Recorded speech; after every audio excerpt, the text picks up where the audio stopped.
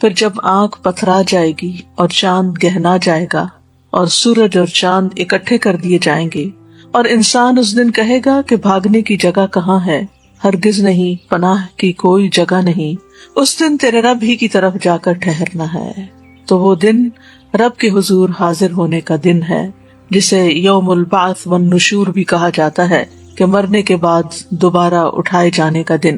تو آج ہم البعث والنشور کے بارے میں کچھ پڑھیں گے۔ بعث کا مطلب ہے کہ اللہ تعالیٰ کا قبروں سے مردوں کو ان کا حساب لینے کے لیے زندہ کرنا، اٹھانا۔ اور یہ اٹھانا کیسے ہوگا؟ جس میں جسم اور روح دونوں کو اکٹھا کر دیا جائے گا، دونوں کے ساتھ انسان زندہ ہوگا۔ اور اس پر اللہ تعالیٰ کا یہ قول دلالت کرتا ہے، انما یستجیب الذین یسمعون والموتى یبعثهم اللہ ثم الیہ یرجعون۔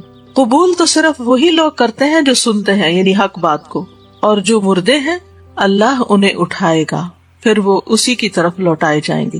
اسی طرح لفظ نشور بھی استعمال ہوا ہے، جس کا لفظی معنی ہے بکھرنا، متفرق ہونا، اور شرعی اصطلاح میں اس سے مراد قبروں سے نکل کر حساب کتاب کے مقام پر منتشر ہونا، وہاں جا کر اکٹھے ہونا۔ یعنی قبروں سے جب نشور ہوگا تو متفرق ہوں گے، اور پھر اس کے بعد حساب کتاب کے لیے جمع ہوں گے، تو وہاں بھی ہر کوئی اپنے جیسے لوگوں کے ساتھ ہوگا۔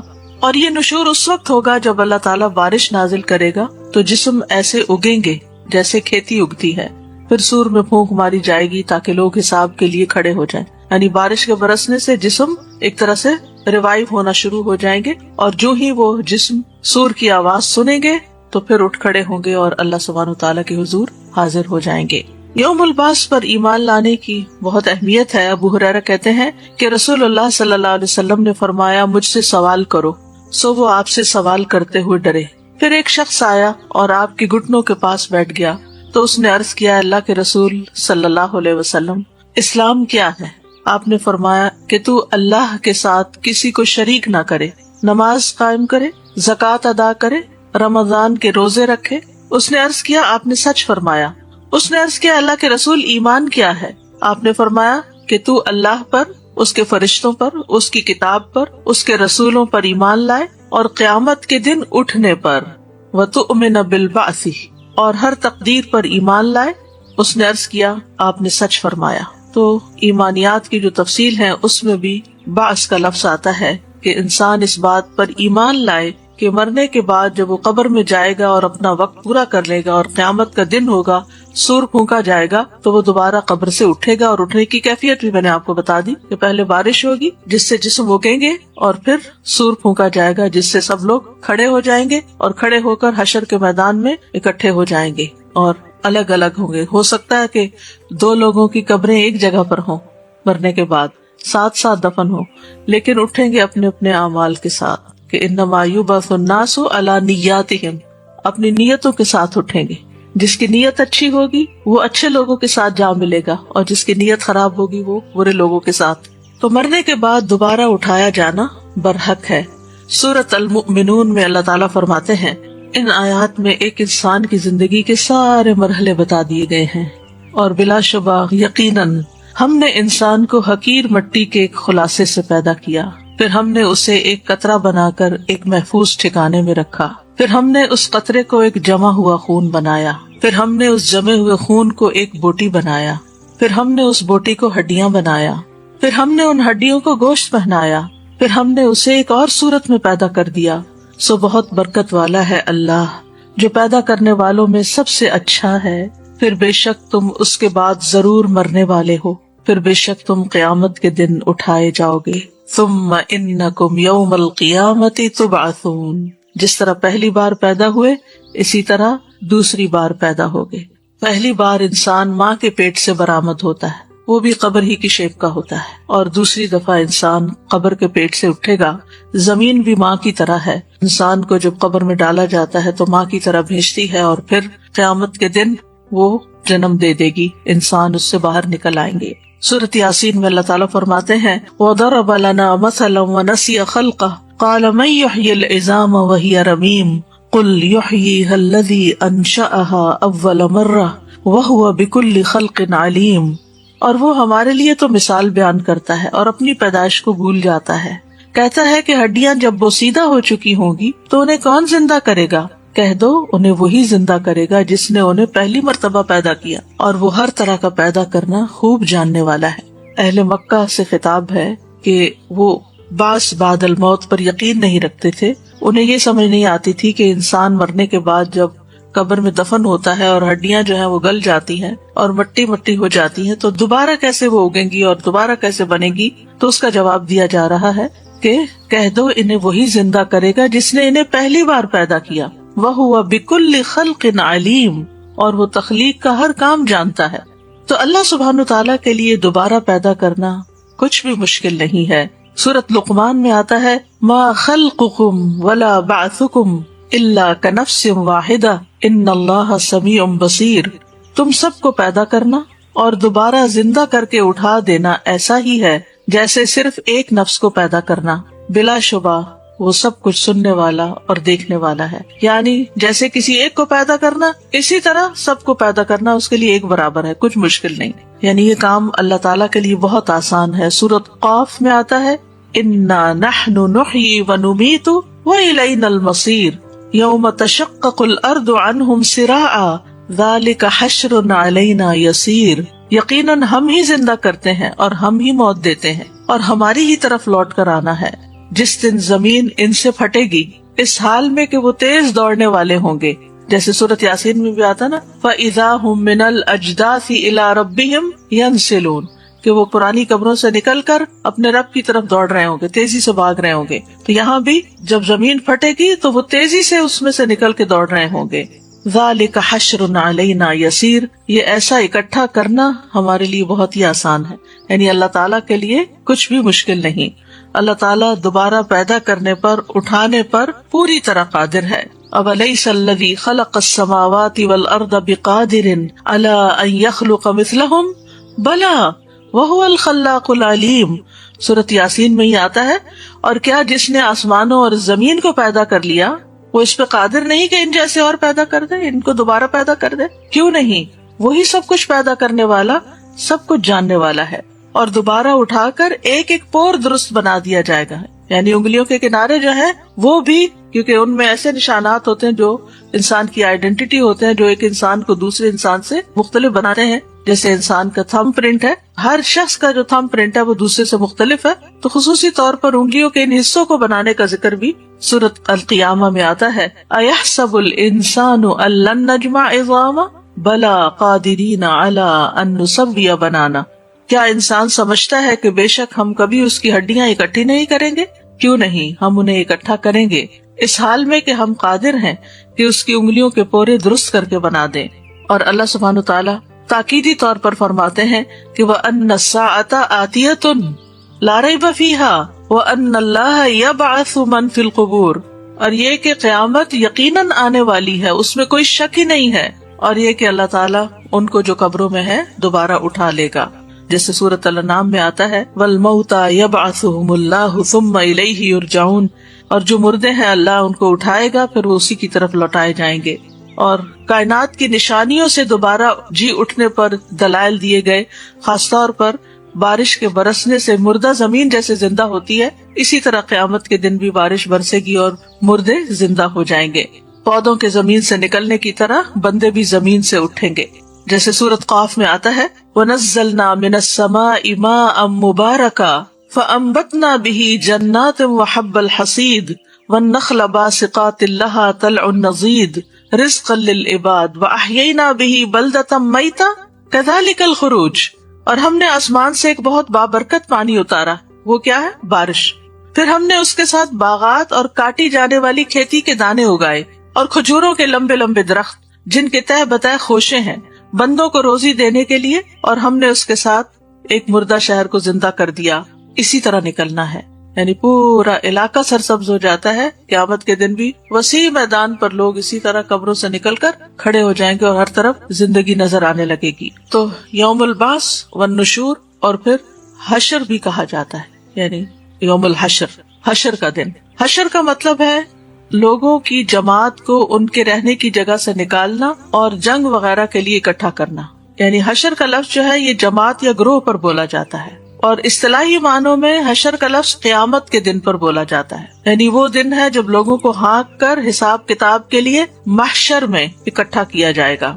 ابن حجر رحمہ اللہ حشر کا معنی بیان کرتے ہوئے کہتے ہیں کہ اس کا اصطلاحی معنی ہے سب مردوں کو دوبارہ زندہ کیے جانے کے بعد ان کو قبروں سے اور دیگر چیزوں سے کھڑے ہونے کے مقام پر جمع کرنا، یعنی جہاں قیام ہے سب کا، قیام لرب العالمین، وہاں سب کو ہانک کر لا کر اکٹھا کر دیا جانا۔ بیجوری کہتے ہیں حشر کا لفظ اس بات کی وضاحت کرتا ہے کہ تمام لوگوں کو چلا کر موقف کی طرف لایا جائے۔ موقف کیا؟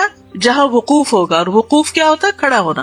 جیسے عرفہ کے دن کھڑے ہوتا ہے نا، تو اس کو بھی وقوف کہتے ہیں، وقوف عرفہ۔ تو یہ وقوف محشر ہوگا، یعنی حشر کے میدان میں وقوف کرنا۔ اور موقف وہ جگہ ہے جہاں لوگوں کو کھڑا کیا جائے گا۔ تو قبروں سے کس طرح اٹھایا جائے گا؟ سورۃ الانفطار میں آتا ہے وَإِذَا الْقُبُورُ بُعْثِرَتْ، یعنی اب بعث، نشور، حشر۔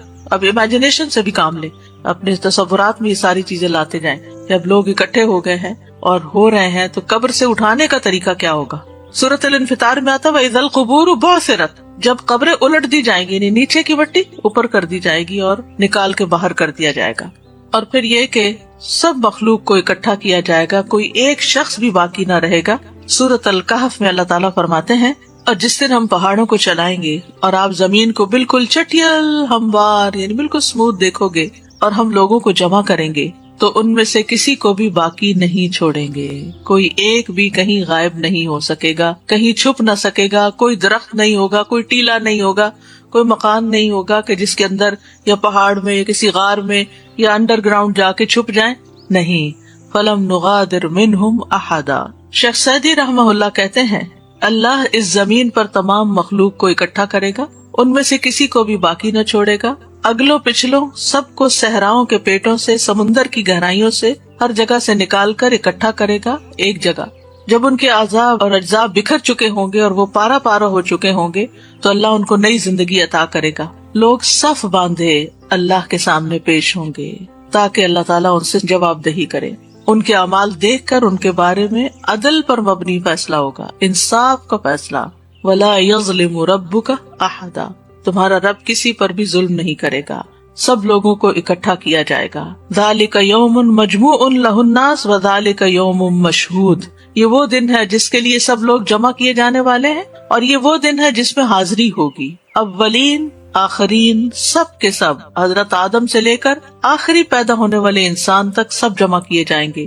قل ان الاولین والآخرین لمجموعون الی میقات یوم معلوم، کہہ دیجئے بے شک تمام پہلے اور پچھلے ایک معلوم دن کے مقرر وقت پر یقیناً اکٹھے کیے جانے والے، یعنی دن بھی معلوم ہے، وقت بھی معلوم ہے، طریقہ بھی معلوم ہے، سب نے اللہ کے حضور حاضر ہونا ہے۔ اگر انسان اس بات پر یقین رکھتا ہو کہ یہ سب کچھ ہونا ہے تو پھر اس کی زندگی کتنی مختلف ہو جائے، وہ کتنا اللہ کانشیس ہو جائے، وہ ہر بات میں یہ دیکھے کہ میرا رب مجھ سے راضی ہے یا نہیں۔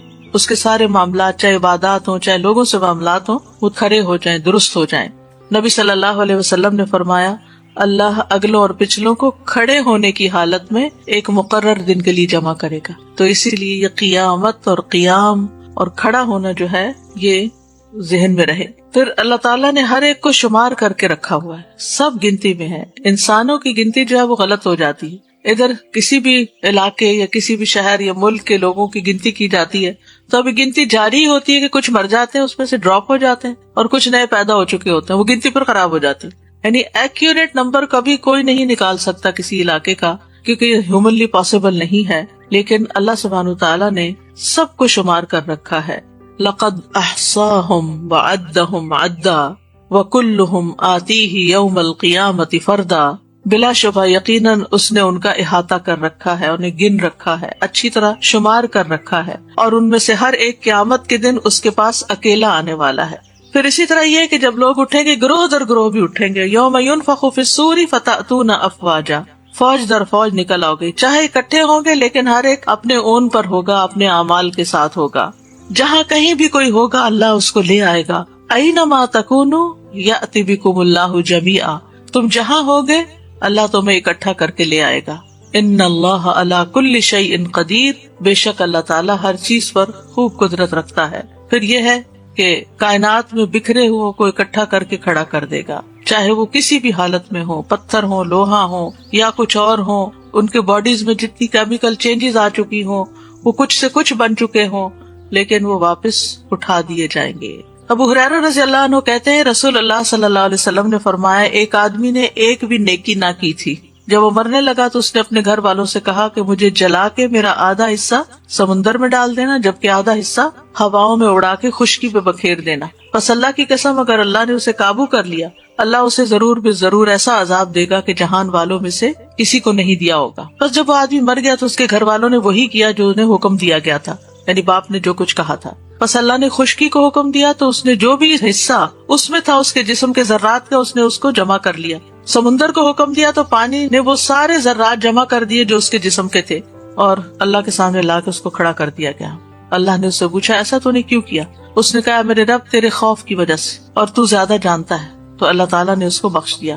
اور ایک اور روایت میں آتا ہے اللہ عز و جل نے ہر چیز کو جس میں بھی اس کے جسم کا کوئی حصہ تھا اس کو حکم دیا کہ جو کچھ تجھ میں اس کا حصہ نکال دے، تو ناگہاں وہ اللہ کے سامنے پورے کا پورا کھڑا تھا۔ تو اللہ تعالیٰ نے اس سے پوچھا کہ تم نے یہ سب کیوں کیا؟ اس نے کہا یا رب تیرے ڈر کی بنا پر۔ تو اللہ تعالیٰ نے اس کو بخش دیا، کیونکہ جو اللہ سے ڈرتا ہے وَلِمَنْ خَافَ مَقَامَ رَبِّهِ جَنَّتَانِ۔ پھر یہ ہے کہ آدمی زمین کے جس علاقے میں بھی مرتا ہے تو قیامت کے دن وہ زمین کہے کہ کیا اللہ یہ وہ بنتا ہے جو تو نے مجھے سونپا تھا، یعنی جہاں بھی مرتا ہے جہاں بھی دفن کیا جاتا ہے وہ نکال دے گی، چاہے وہ رہتا کہیں اور ہی کیوں نہ ہو۔ پھر یہ ہے کہ جسم روح سے مل جائیں گے، اور نہ صرف یہ کہ انسان بلکہ باقی جاندار بھی اٹھائے جائیں گے۔ سورۃ الانعام میں آتا ہے وَمَا مِن دَابَّةٍ فِي الْأَرْضِ وَلَا طَائِرٍ يَطِيرُ بِجَنَاحَيْهِ إِلَّا أُمَمٌ أَمْثَالُكُمْ مَا فَرَّطْنَا فِي الْكِتَابِ مِن شَيْءٍ ثُمَّ إِلَىٰ رَبِّهِمْ يُحْشَرُونَ۔ اور زمین میں چلنے والا نہ کوئی جانور، نہ اڑنے والا جو اپنے دو پروں سے اڑتا ہے، مگر تمہاری طرح امتیں ہیں۔ ہم نے کتاب میں کسی چیز کی کمی نہیں چھوڑی، پھر وہ اپنے رب کی طرف اکٹھے کیے جائیں گے، یعنی اڑنے والے پرندے بھی اکٹھے کیے جائیں گے اور زمین پہ چلنے والے جاندار بھی اکٹھے کیے جائیں گے، وحشی جانوروں کو بھی اکٹھا کیا جائے گا۔ وَإِذَا الْوُحُوشُ حُشِرَتْ، وحوش کا بھی یعنی وحشی جانوروں کا بھی حشر ہوگا۔ وَمَا بَثَّ فِيهِمَا مِن دَابَّةٍ وَهُوَ عَلَى جَمْعِهِمْ إِذَا يَشَاءُ قَدِيرٌ۔ یہ اللہ کی نشانیوں میں سے ہے کہ جو بھی اس نے زمین و آسمان میں جاندار پھیلا دیے ہیں وہ ان کو اکٹھا کرنے پہ پوری طرح قادر ہے، جہاں بھی کوئی ہوگا سب کو اکٹھا کر لے گا۔ شیاطین کو بھی اکٹھا کیا جائے گا۔ سورۃ مریم میں آتا ہے فَوَرَبِّكَ لَنَحْشُرَنَّهُمْ وَالشَّيَاطِينَ ثُمَّ لَنُحْضِرَنَّهُمْ حَوْلَ جَهَنَّمَ جِثِيًّا۔ تو قسم ہے تیرے رب کی، بے شک ہم ان کو اور شیطانوں کو ضرور اکٹھا کریں گے، پھر بے شک ہم انہیں جہنم کے گرد ضرور گھٹنوں کے بل گرے ہوئے حاضر کریں گے۔ تو اس سے یہ پتہ چلتا ہے کہ صرف انسانی کا حشر نہیں ہونے والا بلکہ باقی مخلوقات کا بھی۔ جہاں تک انسانوں کا تعلق ہے تو لوگ ننگے پاؤں، ننگے بدن اور بے ختنہ اٹھائے جائیں گے، یعنی انسانوں کے جسم پر نہ کپڑے ہوں گے، نہ پاؤں میں جوتے ہوں گے، اور نہ ان کے ختنے ہوئے ہوں گے، یعنی بالکل پہلی حالت میں جیسا کہ پہلی مرتبہ اللہ تعالیٰ نے پیدا کیا۔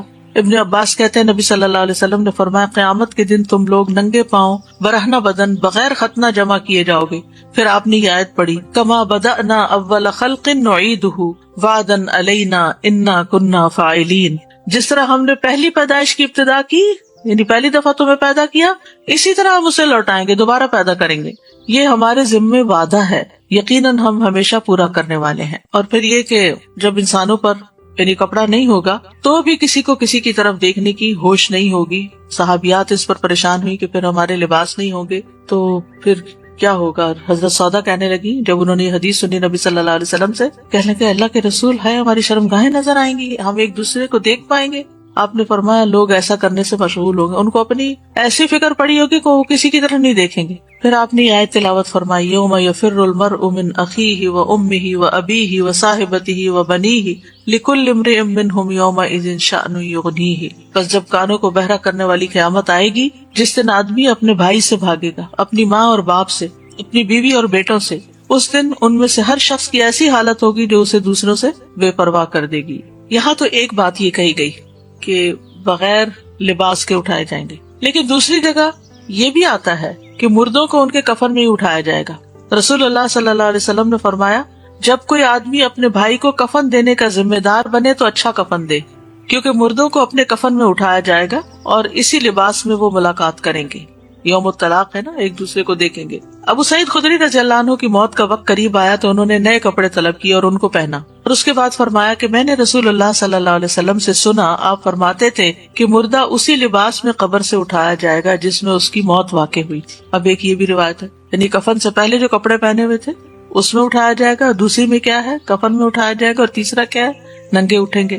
تو اب ان روایات میں تطبیق کیسے ہوگی؟ پہلی بات یہ کہ علماء کہتے ہیں کہ قبر سے اٹھتے وقت کفن میں ہوں گے، بعد میں وہ کفن جھڑ جائیں گے اور حشر میں وہ برہنہ ہوں گے، ٹھیک ہے، یعنی ایک رائے یہ دی جاتی ہے۔ پھر وہ کہتے ہیں کہ جب قبروں سے نکالے جائیں گے تو اس وقت لباس ہوگا، حشر میں ننگے بدن کھڑے کیے جائیں گے، یعنی یوں اس پہ تطبیق کرتے ہیں۔ دوسرا یہ کہتے ہیں کہ کچھ لوگ برہنہ ہوں گے، کچھ لوگ لباس میں ہوں گے، ٹھیک ہے، کچھ لوگ لباس میں ہوں گے، کچھ بے لباس ہوں گے۔ ابن حجر کی رائے ہے کہ کچھ لوگوں کو حشر میں ننگا اٹھایا جائے گا اور کچھ کو بالباس۔ تیسری رائے یہ ہے کہ سب برہنہ ہوں گے، صرف انبیاء کو لباس پہنایا جائے گا، ایک رائے یہ ہے، اور سب سے پہلے حضرت ابراہیم علیہ السلام کو لباس پہنایا جائے گا، یا وہ قبر سے اس لباس کے ساتھ نکلیں گے جس لباس پر ان کو موت آئی تھی، اور ان کے بعد اللہ تعالیٰ مخلوقات میں سے جس کو چاہیں گے لباس پہنائیں گے۔ یہ بھی ایک معنی کیا گیا۔ چوتھا معنی یہ کہ صرف شہداء، شہید لوگ، یا جن جن کو اللہ چاہے گا لباس پہنائے گا۔ یہ بھی کہتے ہیں کہ اگر کوئی احرام کی حالت میں فوت ہوا ہے، احرام پہنے ہوئے، تو وہ بھی اسی احرام میں اٹھے گا اور اسی لباس میں۔ تو کچھ کہتے ہیں کہ یہ صرف شہداء کے لیے ہے۔ بہرحال صحیح بخاری سے یہ ضرور پتا چلتا ہے کہ سب سے پہلے جسے کپڑے پہنائے جائیں گے وہ ابراہیم علیہ السلام ہے۔ اب یہ نہیں پتا چلتا کہ فوراً بعد پہنائے جائیں گے یا حشر کے اندر پہنائے جائیں گے، کون سے مقام پہ پہنائے جائیں گے، لیکن یہ بتا دیا گیا کہ سب سے پہلے ان کو پہنائے جائیں گے۔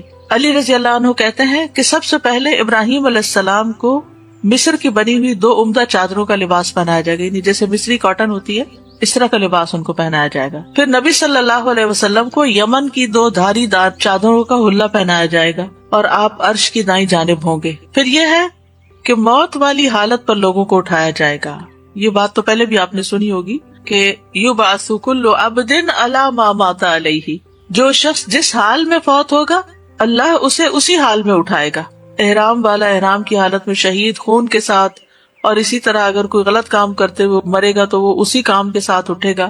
جابر رضی اللہ عنہ کہتے ہیں کہ میں نے نبی صلی اللہ علیہ وسلم کو یہ فرماتے ہوئے سنا ہے کہ قبر سے ہر شخص کو اسی حال پہ اٹھایا جائے گا جس پہ وہ مرا ہوگا، مومن اپنے ایمان پر اور منافق اپنے نفاق پر۔ پھر اسی طرح انما یبعث الناس علی نیاتہم، نبی صلی اللہ علیہ وسلم نے فرمایا لوگ قیامت کے دن اپنی نیتوں کے مطابق اٹھائے جائیں گے۔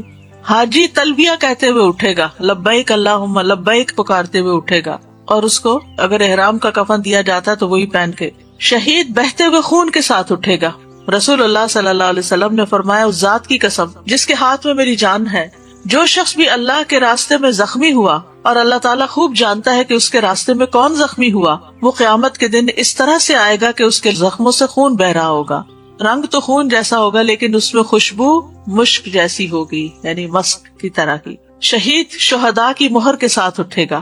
رسول اللہ صلی اللہ علیہ وسلم نے فرمایا جسے اللہ کے راستے میں کوئی زخم لگا وہ قیامت کے دن اس حال میں آئے گا کہ اس کے زخم سے بہنے والے خون کی بو کستوری کی طرح ہوگی اور رنگ زعفران کی طرح ہوگا، اس پر شہداء کی مہر ہوگی۔ جس نے اللہ سے خلوص دل کے ساتھ شہادت کا سوال کیا، یعنی جیسے ہم لوگ ہیں، تو اللہ تعالیٰ اسے شہید کے اجر سے نواز دے گا اگرچہ وہ بستر پر ہی مر جائے، لیکن دیکھا کیا جائے گا اس کی نیت کتنی تھی، یا اوپر سے بس کھانا پوری کے لیے کہہ رہا تھا۔ تو یہ ہے کچھ حالات جن پر لوگ اٹھائے جائیں گے، اور بھی تفصیلات آتی ہیں جیسے اندھے اٹھائے جائیں گے، بہرے اٹھائے جائیں گے، نیلے رنگ کے ہوں گے، لیکن یہاں جس بات پہ دلیل دی گئی ہے وہ یہ کہ اس اٹھنے پر بعد الموت پر ہمارا ایمان ہونا چاہیے، اور یہ ارکان ایمان میں سے ہے، جسے ہم کہتے ہیں نا ایمان مفصل کے آخر میں والبعث بعد الموت، اور موت کے بعد دوبارہ جی اٹھنے پر ہم ایمان رکھتے ہیں۔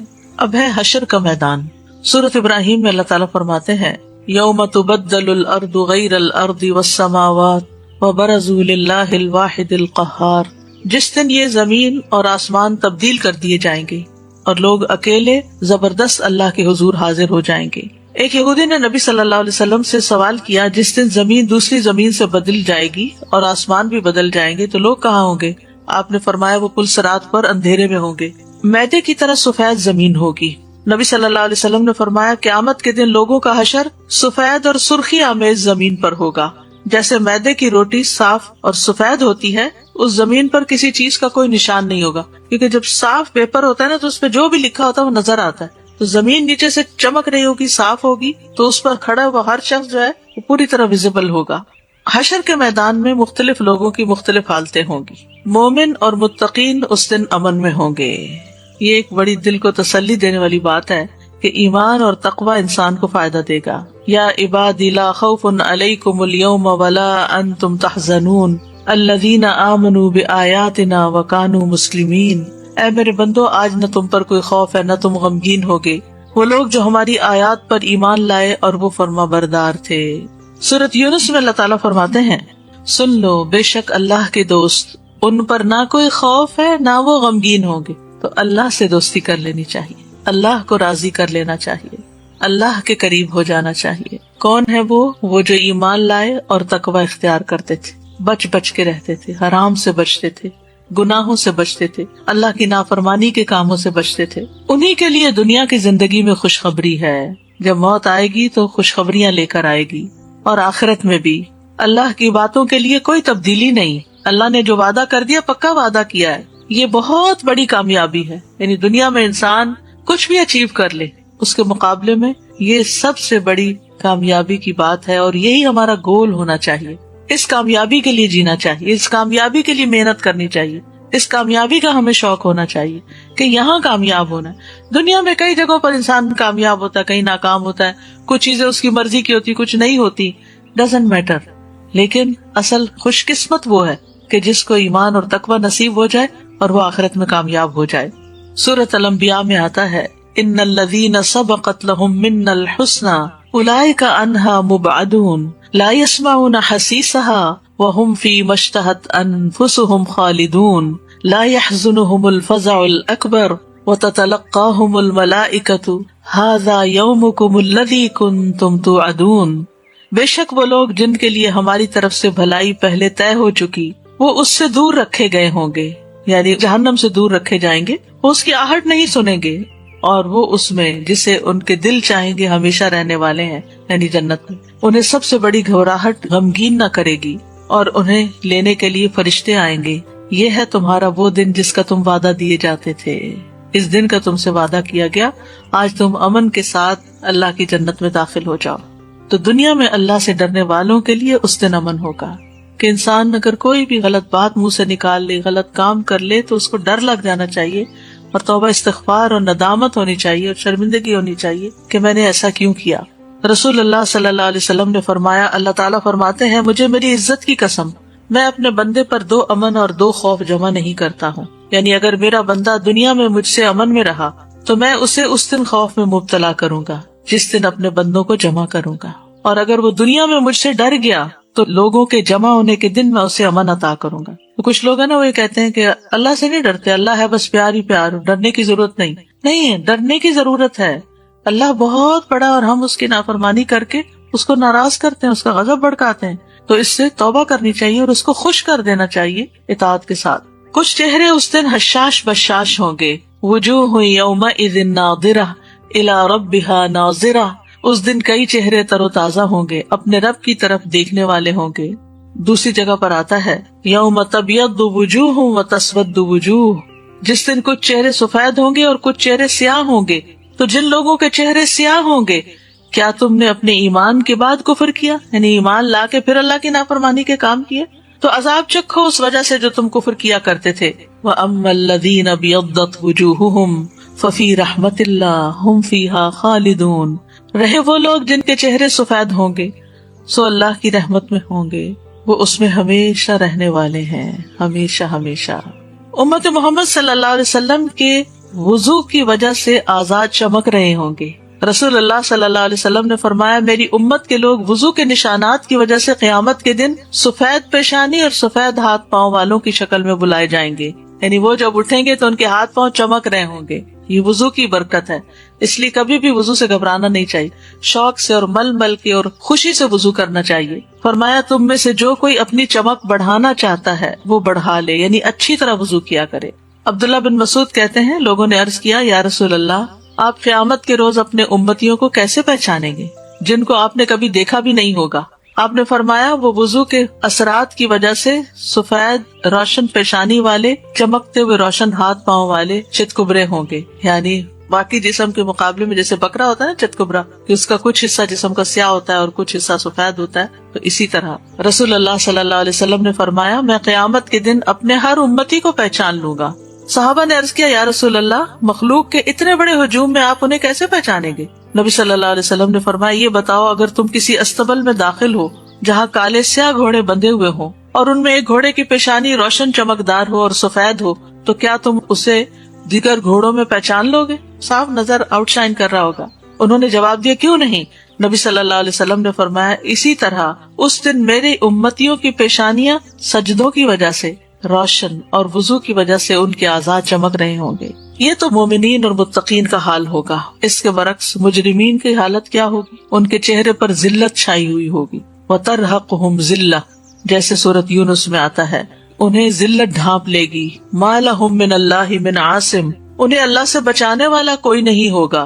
كَأَنَّمَا أُغْشِيَتْ وُجُوهُهُمْ قِطَعًا مِّنَ اللَّيْلِ مُظْلِمًا أُولَٰئِكَ أَصْحَابُ النَّارِ هُمْ فِيهَا خَالِدُونَ، گویا ان کے چہروں پر رات کے بہت سے ٹکڑے اڑا دیے گئے ہوں، کالے سیاہ، جبکہ وہ اندھیری ہو، یہی لوگ آگ والے ہیں، وہ اس میں ہمیشہ رہیں گے۔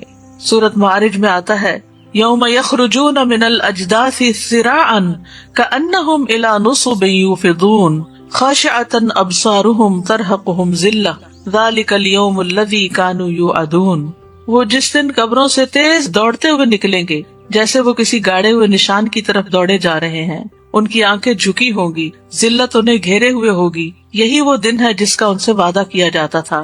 ان کے چہرے بگڑے ہوئے ہوں گے، وَوُجُوهٌ يَوْمَئِذٍ بَاسِرَةٌ تَظُنُّ أَن يُفْعَلَ بِهَا فَاقِرَةٌ، اور کئی چہرے اس دن بگڑے ہوئے ہوں گے، وہ یقین کریں گے کہ ان کے ساتھ کمر توڑ برتاؤ کیا جائے گا، خوف سے آنکھوں کا رنگ بدل جائے گا۔ یوم ينفخ في الصور ونحشر المجرمین یومئذ زرقا، جس دن سور میں پھونکا جائے گا اور ہم مجرموں کو اس دن اس حال میں اکٹھا کریں گے کہ وہ نیلی آنکھوں والے ہوں گے، یعنی ان کی آنکھیں نیلی ہو جائیں گی۔ ایک تو نیلی وہ خوبصورت چمکدار آنکھیں ہوتی ہیں، وہ نہیں، یعنی ان کے رنگ ایسے بگڑ سے جائیں گے، خوف کے مارے، ڈر کے مارے، جیسے خون جم جاتا ہے نا تو جسم نیلا ہو جاتا ہے، جیسے کہتے نیل پڑ گئے، اس طرح منہ کے بل گھسٹ کے میدان کی طرف جائیں گے۔ نبی صلی اللہ علیہ وسلم نے فرمایا تم قیامت کے دن پیدل اور سوار اٹھائے جاؤ گے، کچھ ایسے لوگ بھی ہوں گے جنہیں منہ کے بل گھسیٹا جائے گا۔ متکبرین اس دن چیونٹیوں کی شکل میں ہوں گے اور جہنم کے ایسے قید خانے میں داخل ہو جائیں گے جس کا نام بلس ہوگا، اور ان لوگوں پر آگوں کی آگ چھائے گی، انہیں طینۃ الخوال کا پانی جو اہل جہنم کی پیپ ہوگی وہ پلایا جائے گا۔ سود کھانے والے دیوانہ اور بدحواس ہو کر اٹھیں گے۔ رسول اللہ صلی اللہ علیہ وسلم نے فرمایا تم ایسے گناہوں سے بچو جو معاف نہیں کیے جاتے، اور ایک روایت میں آتا ہے جن گناہوں کا کفارہ نہیں ہوتا، جس نے جو چیز خیانت کی قیامت کے دن اسی کے ہمراہ لایا جائے گا، یعنی اللہ کے مال میں خیانت یا لوگوں کے مال میں خیانت۔ سود کھانے والے کے بارے میں یہ وعید ہے کہ جس نے سود کھایا وہ اس کی وجہ سے قیامت کے دن دیوانہ اور بدحواس اٹھایا جائے گا۔ پھر آپ نے یہ آیت پڑھی الذین یأکلون الربا لا یقومون الا کما یقوم الذی یتخبطہ الشیطان من المس، جو لوگ سود کھاتے ہیں کھڑے نہ ہوں گے مگر جیسے وہ شخص کھڑا ہوتا ہے جسے شیطان نے چھو کر خبتی بنا دیا ہو۔ تو یہ ہے مجرموں کی حالت۔ پھر ہے کفار کی حالت، یعنی جو بالکل ایمان ہی نہیں رکھتے آخرت کے دن پر۔ کفار قبروں سے اٹھ کر حیران پریشان ہو جائیں گے۔ قالوا یا ویلنا من بعثنا من مرقدنا ھذا ما وعد الرحمن وصدق المرسلون، کہیں گے ہائے افسوس ہم پر، ہمیں ہماری خوابگاہ سے کس نے اٹھا کھڑا کیا، یہ تو وہی چیز ہے جس کا رحمان نے وعدہ کیا تھا اور رسولوں نے سچ کہا تھا۔ جھوٹ اور تکبر کی وجہ سے چہرے سیاہ ہوں گے۔ وَيَوْمَ الْقِيَامَةِ تَرَى الَّذِينَ كَذَبُوا عَلَى اللَّهِ وُجُوهُهُمْ مُسْوَدَّةٌ أَلَيْسَ فِي جَهَنَّمَ مَثْوًى لِلْمُتَكَبِّرِينَ، اور قیامت کے دن تو دیکھے گا کہ وہ لوگ جنہوں نے اللہ پر جھوٹ باندھا ان کے چہرے سیاہ ہوں گے، کیا جہنم میں ان متکبروں کے لیے کوئی ٹھکانہ نہیں؟ پھر اسی طرح انکار کرنے والوں کو چہرے کے بل اندھے، گنگے اور بہرے اٹھایا جائے گا۔